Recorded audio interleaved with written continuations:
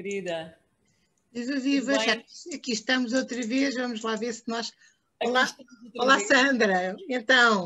A ver se corre tão bem quanto a última vez. É verdade, e olha, mas já temos um mérito que é a segunda vez, já não é uma estreia, desta vez verdade, já é o segundo, que já tem assim uma história e uma continuidade, não é verdade? É verdade. Dizer que estou na nossa Eolis de Arte, que é uma pequena galeria de arte que nós também desenvolvemos aqui em Cabanas, que tem as temáticas dos desportos náuticos, da natureza e das ideais, causas, coisas que nos possam fazer refletir. Que é a organização que tu lideras e a partir da qual também fazes as aulas de kitesurf aí. Exatamente. Enfim, Temos a as prometidas aulas do verão. Não escapas.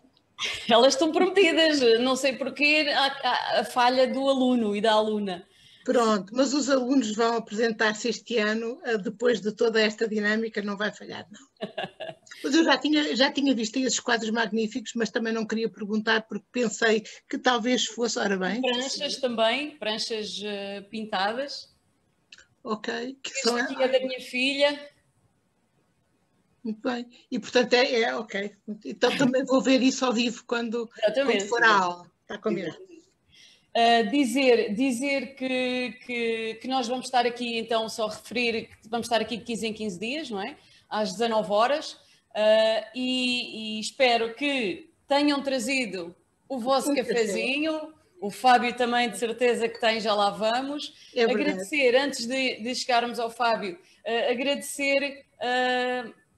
fazer uns agradecimentos que eu me esqueci no último dia, que é exatamente a Ana Maria Afonso por ter pintado aquele logo e ter criado aquele logotipo em aguarela, e a Anabela Miranda por ter feito aquele genérico espetacular em stop motion, que está muito engraçado.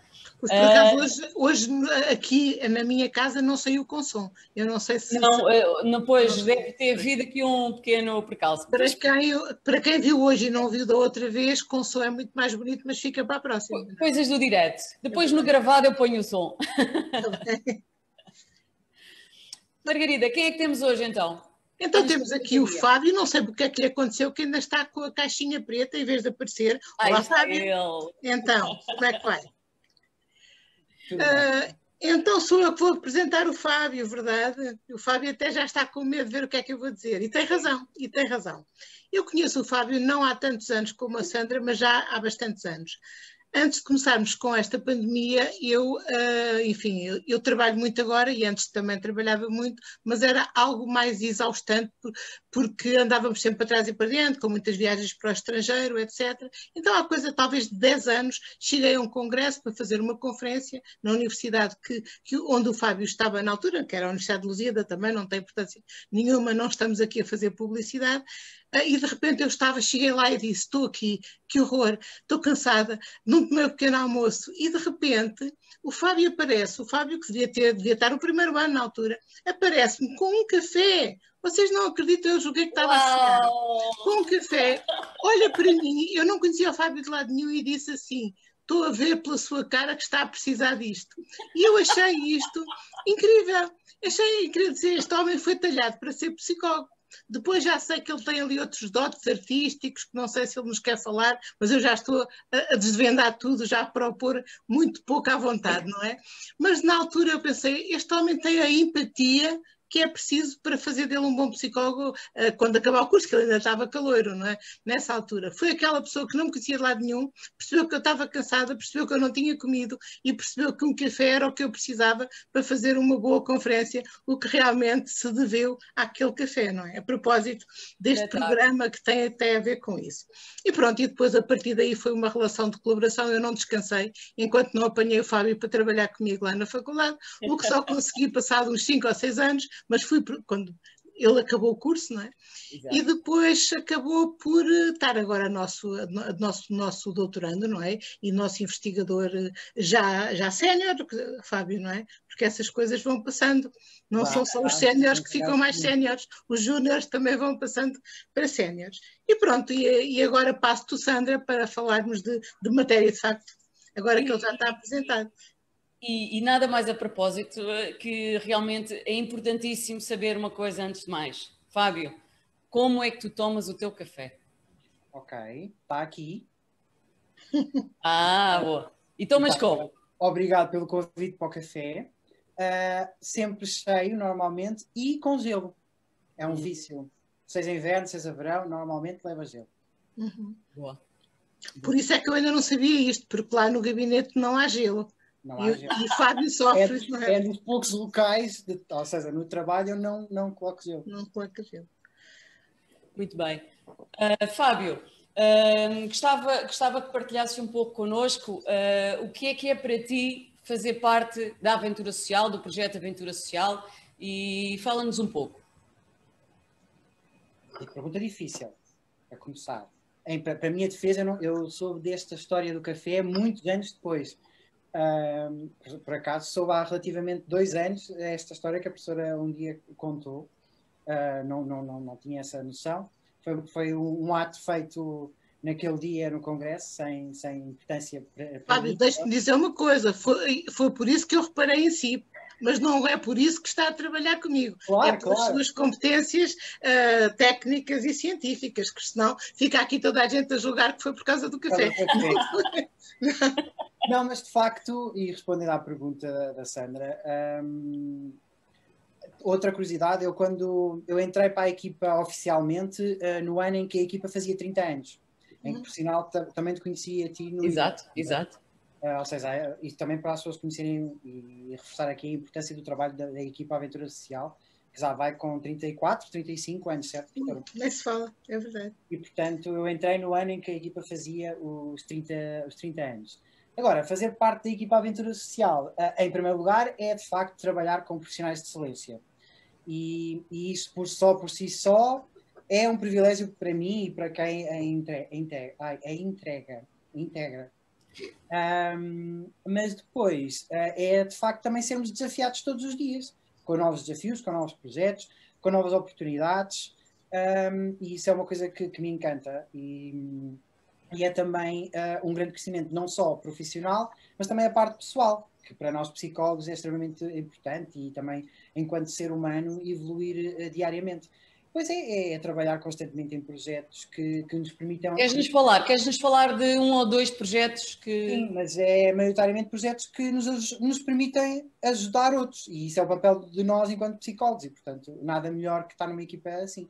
Projetos, posso-te falar assim de um que eu tenho especial carinho, porque, especialmente por causa desta altura da pandemia que estamos a enfrentar.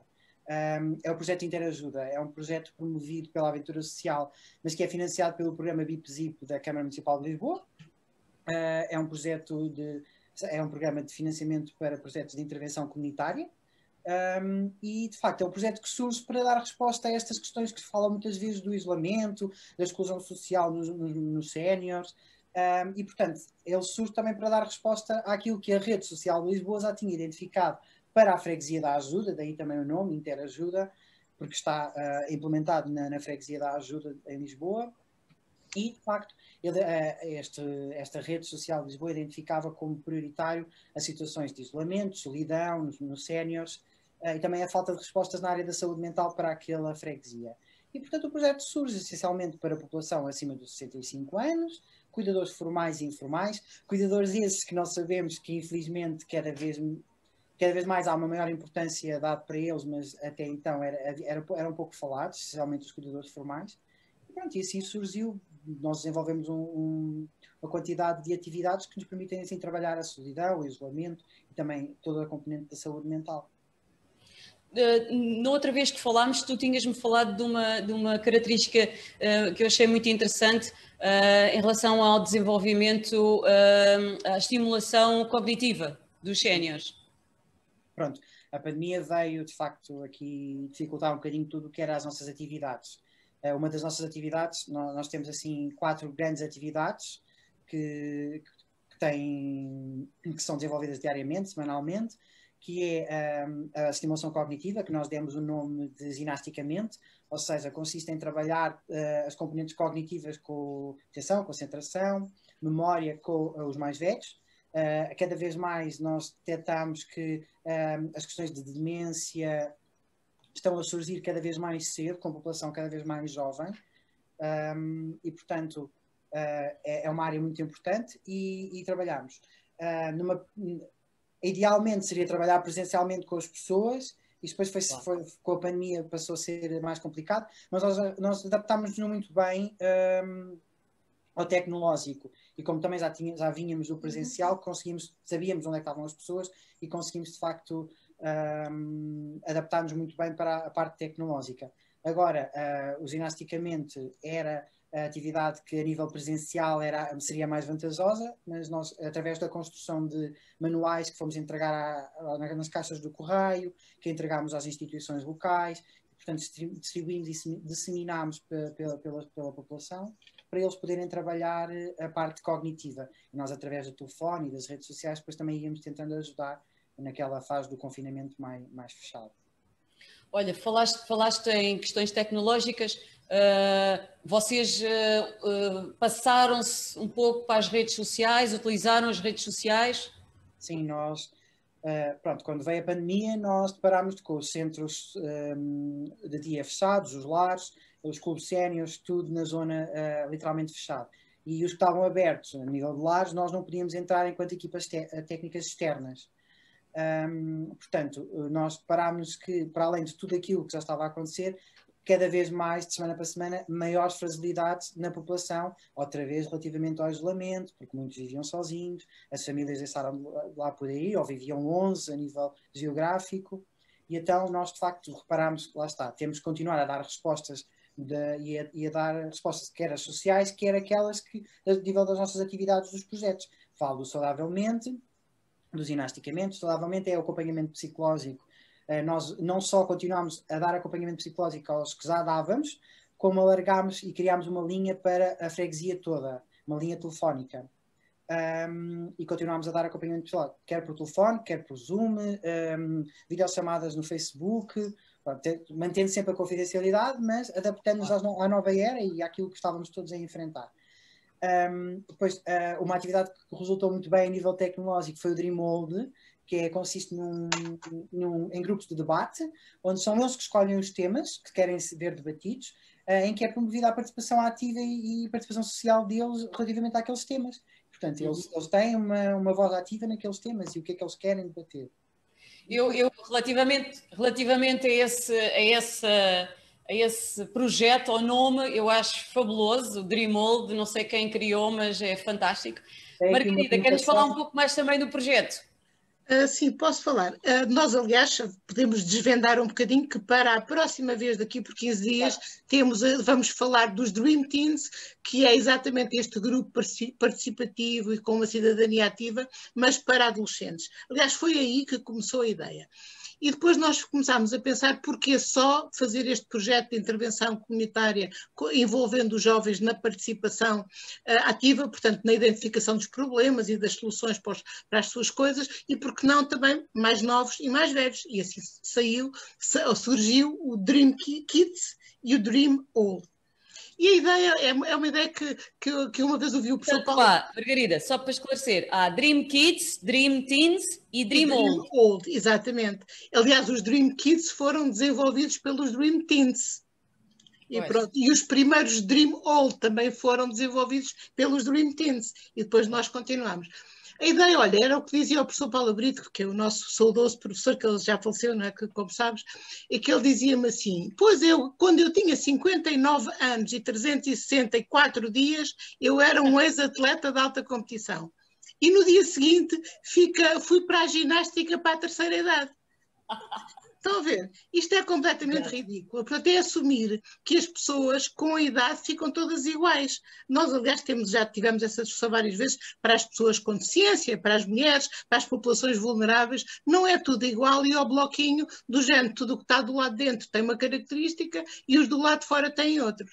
E então a preocupação é com a população a envelhecer, como é que nós havemos de ter respostas organizadas para atender à diversidade que há dentro dos grupos. Porque a diversidade é a riqueza dos grupos. E se nós agarramos num conjunto de pessoas com 60, 65, 70 anos e achamos que elas são todas iguais e todas idosas, nós estamos a diminuir a diversidade e estamos a empobrecer toda a gente. Pronto, e é isso que nós não queremos. Nós estamos a pensar em respostas daquelas que gostássemos de ter um dia que precisássemos. E isso é muito difícil. Pronto, e é evidente que esta experiência que o Fábio falou e que estamos a fazer na ajuda, e com mais outra colega também que está a fazer um pós-doc connosco, a Filipa, que também, e, pronto, e há várias coisas, mas basicamente é assim, se não sabe o que é que uma pessoa mais velha precisa, pergunte. Não é? Pergunte e ouça, porque as pessoas não têm que gostar todas da mesma coisa. Há um senhor que eu conheço e que estava aqui já também com muitos anos, que dizia, imagine que eu cheguei ao lar e disseram-me assim, o pequeno almoço é às 8. E eu respondi, então eu é que pago a mensalidade e a senhora é que me está a dizer a que horas é que eu como. Não, eu quero comer às 9 e na cama. Pronto, e portanto esta ideia...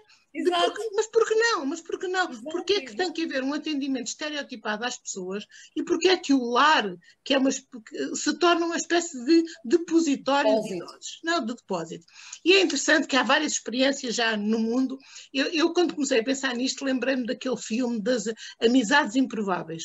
E, portanto, não sei se vocês viram, há aquele senhor que é um cuidador improvável, que vai ter com uma pessoa que teve um acidente e que fica com problema motor, que também é um personagem improvável, e entre os dois estabelece-se uma amizade incrível de desenvolvimento pessoal e social para ambos. E não há um anular da diversidade que só dá cabo de todos. E esta ideia fica, não, tratamentos improváveis, intervenções improváveis, desenvolvimentos improváveis. Isto é que aumenta a diversidade e aumenta a nossa capacidade de atuar no real.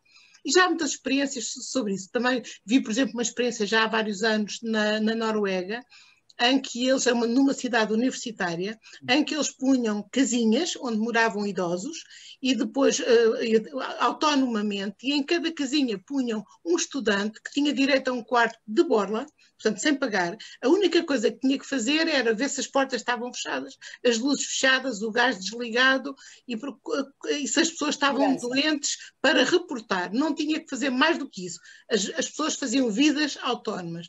E era interessante como as pessoas estavam à espera, que ao longo do tempo desenvolveu-se uma solidariedade intergeracional e eles acabaram a comer bolinhos, a fazer sopinha, a ir buscar o pão.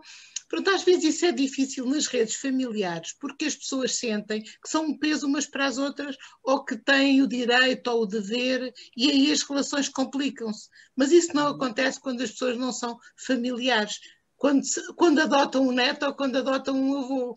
E, portanto, porque as pessoas é só mesmo solidariedade interpessoal, não há aquele sentido de dever que às vezes escangalha tudo. Aí no Algarve, não é? Porque tu estás no Algarve, nós estamos aqui todos no Castinho, mas tu estás no Algarve e nós estamos em Lisboa. Há uma aldeia que eu hei de ir visitar este verão, em que a Junta de Freguesia, a Câmara, não sei, eu não sei o nome talvez tu saibas, fez uma aldeia com casas independentes, todas para pessoas aposentadas. E as pessoas têm uma logística hoteleira, portanto há um restaurante que serve refeições se as pessoas quiserem, e tem uma logística de limpeza e de saúde, mas as pessoas fazem a sua vida autónoma e andam por ali. Na Suécia fez-se isso muito mais ainda alternativo para pessoas com Alzheimer. Portanto, porque as pessoas com Alzheimer têm certas características e porque é que não vão ter? Cada um é como é. Pronto. Então qual é o perigo? É as pessoas a tentarem contra a sua vida.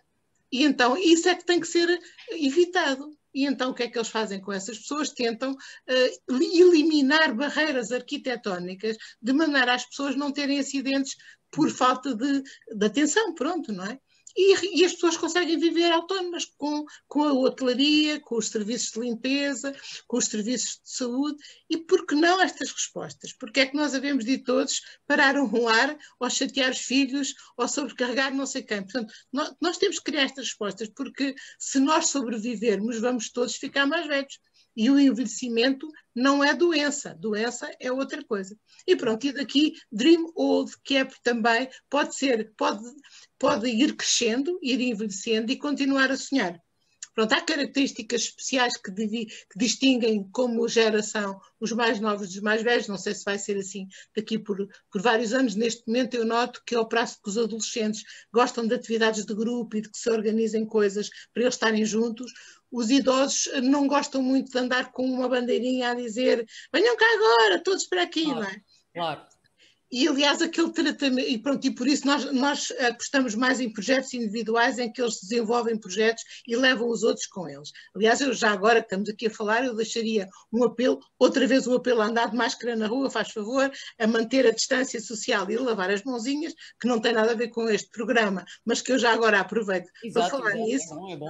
É bom falar nisso, mas também as pessoas que tratam, os cuidadores, que tratam dos mais idosos, e as pessoas não fazem de propósito, fazem isso com afeto, mas é tão condescendente que eu gostava que não fizessem. Que é, por exemplo, falar alto, berrar com as pessoas mais velhas na presunção que têm que ser todas com problemas auditivos. Exato. É terrível.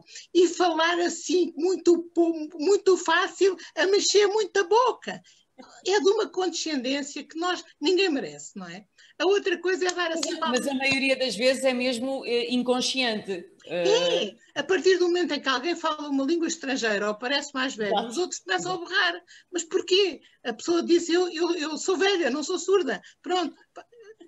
Esta ideia, não berrem com as pessoas mais velhas, é que parece que estão zangados com elas. E as pessoas, que ainda por cima se ouvem bem, ficam perturbadas. A outra coisa é fazer assim, então minha queridinha, como estamos? Exato. Antes de chamar alguém queridinha, menininha, amorzinho, perguntem-lhe se as pessoas querem ser tratadas assim. Porque as pessoas podem dizer, eu adoro que me trate por queridinha. E então está bem, bora lá. Agora, se a pessoa não gosta, eu detestaria que me dissessem, então queridinha, como estamos? Eu ficava zangada, mesmo mal disposta, sentia muito mal. Nós podemos perguntar, olha, como é que gosta que eu a trate? E a pessoa diz Joaninha, Joana, doutora, engenheira, a pessoa diz como é que gosta de ser tratada. E nós como fazemos. Qualquer pessoa, de resto, não é? Como em qualquer idade. Fazemos exatamente, isso portanto, nós termos 60, 65, 70, 80, estarmos ou não num lar, não é um atestado de infantilidade em que podemos ser tratados como meninos, sem ninguém nos perguntar se gostamos. Se gostamos, ótimo, mas se não gostamos, merecemos. E, portanto, eu acho que isto era importante, não infantilizem as pessoas mais velhas, que não é agradável para ninguém. Porque depois também isso acaba por fazer com que as pessoas enfiem um pouco a carapuça, se calhar, e se tornem mais apáticas, mais passivas e deixem de intervir tanto, não é? Quando seria interessante que eles interviessem o mais possível na resolução dos seus problemas. E ouvi-los, como é que, por exemplo, outra experiência que eu tive aqui há uns tempos era uma senhora que tinha morrido o filho e que estava no velório e dizia-me, eu agora vou para o lar, mas tenho uma sessão com aqueles meninos da animação, eles vão querer que eu cante e que eu bate palmas, e eu estou triste, morreu o meu filho. E as pessoas têm o direito à tristeza, porque é que uma pessoa não há de estar triste e não há de chorar e não há de ter um recolhimento em que vai para a almofada e chora um bocadinho, não vale a pena estar a ir arrancar a pessoa. Fazer o luto, não é importante? Fazer o luto é importante. E, portanto, tem que se perguntar às pessoas o que é que lhe apetece fazer. Claro que não lhe apetece cantar, pode ir, claro que lhe apetece chorar, é bom chorar. Não vale a pena estarmos a psicologia positiva não impede o direito à tristeza, o direito às lágrimas, o direito ao aborrecimento. É outra coisa, pronto, porque senão é uma tirania, é a tirania do positivo, temos que estar sempre todos contentes. Não é isso. Não existe, isso não existe. Não, isso não existe. Mas, sobretudo, esta ideia da diversidade. Nós sabemos isso de outra coisa, que é do trabalho que o Fábio também faz connosco, dos migrantes e dos refugiados. A diversidade é a grandeza das relações entre as pessoas. A partir do momento em que eu toco com uma diferença, eu cresço. Não é? Porque entendo que aquela diferença que me acrescenta e não que me impede de pensar e de agir. E pronto, olha, é isso. Margarida, só uma chega em relação ainda aos nossos pais e nossos avós que nos possam estar a ouvir. O que é que pode ser uma boa ideia para eles, porque estes tempos de pandemia realmente foram muito difíceis para eles também, se calhar mais ainda, porque como tinham que estar mais resguardados, ainda se calhar foram mais colocados ali na sua redomazinha. O que é que eles poderiam adotar como uma boa iniciativa para um pouco para motivar e para... Isto agora começa a abrir, não é? E, portanto, a maior parte das pessoas mais velhas já foram vacinadas e, portanto, já há uma certa descontração à volta disto. Cuidado que não seja demais, não é? Exato. Porque não vale a pena estarmos a pôr em risco uns aos outros. Mas eu penso que nunca é tarde para nós descobrirmos um talento novo e para nós termos curiosidade pelas coisas. E eu acho que o envelhecimento também é uma atitude, e é uma atitude que tem a ver com nós acharmos que dali para a frente já não vai haver coisas novas. E nós experimentarmos coisas novas é uma garantia que estamos sempre jovens, em última análise, não é? Portanto, o Erickson falava muito nisso quando dizia que nós nos desenvolvíamos toda a vida, porque desenvolver-nos é organizar-nos para enfrentar desafios. Enquanto tivermos desafios, enquanto os aceitarmos, estamos a desenvolver, não estamos a envelhecer. E pronto, e é isso, descobrir novos talentos, novos gostos, fazer pequenos prazeres que não têm que ser coisas imensas. É o pequeno prazer de beber um café, de telefonar um amigo, de nos ver fazer este programa. Pronto, pequenos prazeres. Mas não desistam de ter pequenos prazeres. Pois, porque no fundo também, como nas outras idades todas, está na nossa mão a escolher como é que queremos o nosso futuro, não é? Se é um futuro que já terminou e acabou antes do tempo e acaba antes do tempo, ou se é um futuro em que continuamos a querer descobrir coisas novas, não é? Manter-nos ao leme da nossa vida, não é? De sermos nós os timoneiros.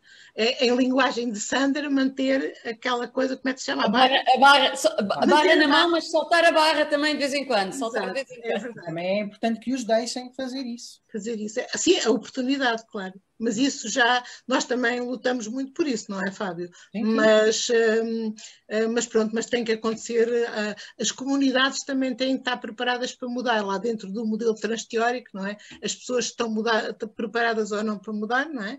Contemplam mudar ou não, e as comunidades também têm essa preparação para a mudança.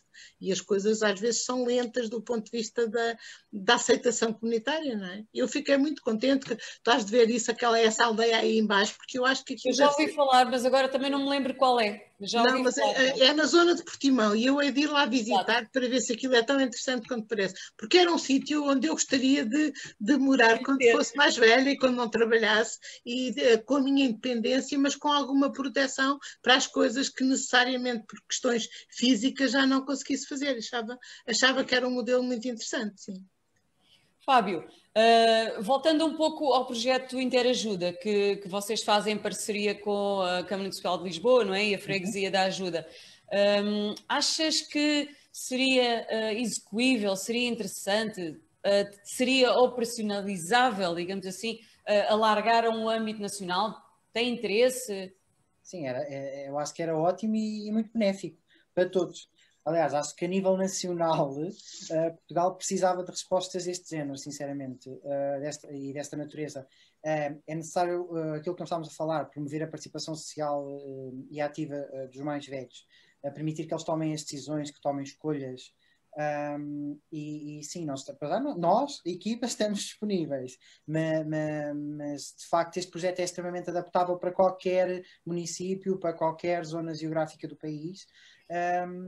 Porque consiste naquelas atividades e vamos alargando. O projeto tem vindo a sofrer alterações, a pandemia também está em constante, imagino que esteja em constante adaptação também, não é? Adaptação é constante. Olha, e se as pessoas quiserem falar convosco para saber mais detalhes, a quem se dirigem, onde se dirigem? Basta dirigir-se a qualquer elemento da equipa, nós depois interagimos entre nós, redes sociais, Facebook, Aventura Instagram, Social. Aventura Social, o próprio projeto Interajuda tem redes sociais, portanto, Facebook, Instagram do projeto Interajuda, Facebook, Instagram da Aventura Social, o site também, está lá os nossos contactos todos e é fácil entrar em contacto connosco. Por acaso ainda hoje me lembrei disso, que nós devíamos pôr um e-mail e a webpage no nosso genérico, que era uma maneira, e da Eolis também, porque era uma maneira das pessoas nos poderem contactar. Olha, a propósito da parte económica, que às vezes é muito importante para as autarquias, nós fizemos um projeto anterior a este na ajuda, também na freguesia do lado, e entretanto o que aconteceu, no fim, quando fizemos a avaliação dos séniores, fizemos 2 grupos também de promoção de competências pessoais sociais, e depois eram eles que faziam a orientação das sessões. Quando fizemos a avaliação final, o que eles nos disseram foi que naquele ano ainda não tinham ido às urgências do hospital que é aqui da zona. Isso é muito interessante, porque às vezes as pessoas estão tão sozinhas em casa que eles não vão às urgências de propósito empatar o serviço, agora provavelmente não com a pandemia, mas as pessoas vão porque se sentem genuinamente sós e começam a ficar preocupadas com o mínimo sinal de perturbação física. E a partir do momento em que têm um estagiário, um psicólogo na autarquia que vai e que dinamiza sessões, as pessoas vão para ali conversar, conversam um bocado dos seus receios e aquilo é o sítio certo para o fazerem. E não irem para as urgências do hospital, onde os técnicos estão lá para outros efeitos. E achei que era interessante. E isto, do ponto de vista económico, é muito importante, porque retira as pessoas mais velhas das urgências. Com prevenção. Quando elas não precisam de lá ir, não é? E quando só estão verdadeiramente a perturbar um bocado aqueles que precisam realmente. No fundo, será sempre estimular a saúde mental, agora numa faixa da população um pouco mais velha, não é?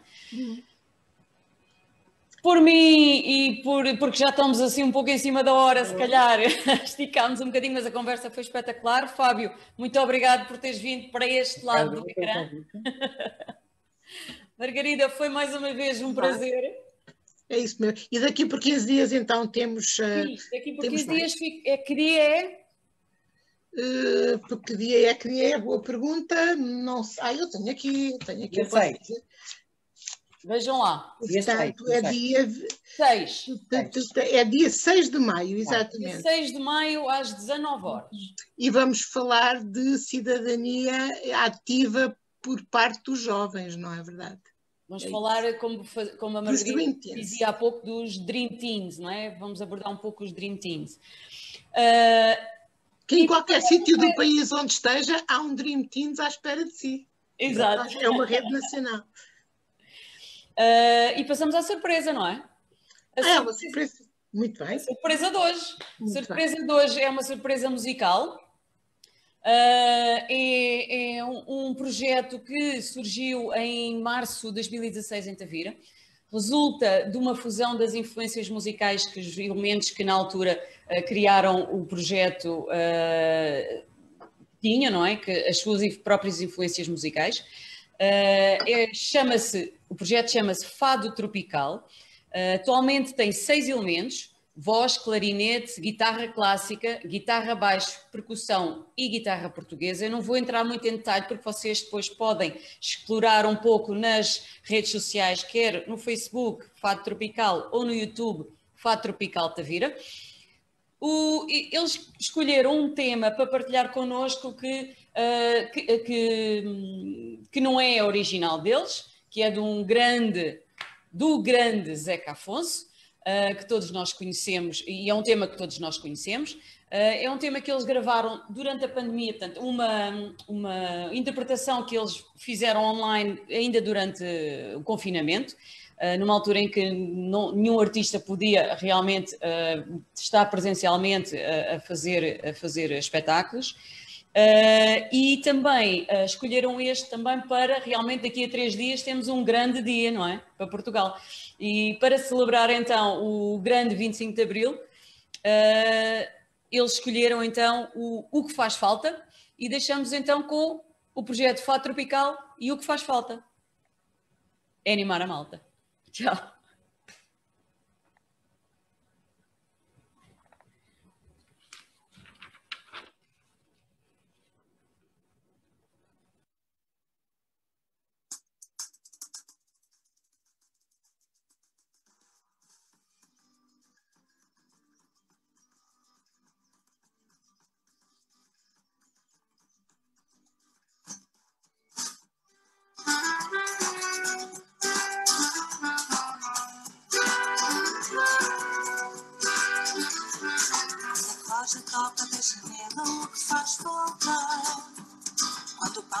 come sabe a merda o que faz falta. O que faz falta é avisar a malta o que faz falta. O que faz falta é avisar a malta o que faz falta. O que faz falta é avisar a malta o que faz falta. O que faz falta é avisar a malta o que faz falta.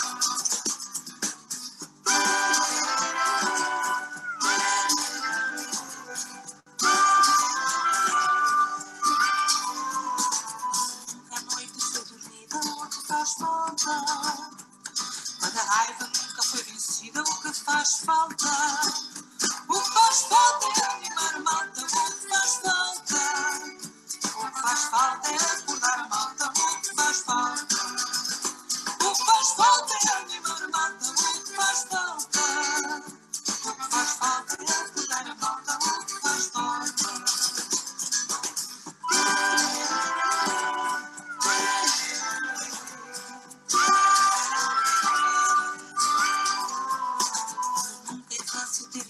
O que faz falta? Quando sabes que vai haver dança, o que faz falta? O que faz falta é animar a malta, o que faz falta? O que faz falta é empurrar a malta, o que faz falta? O que faz falta é animar a malta, o que faz falta? O que faz falta é empurrar a malta, o que faz falta?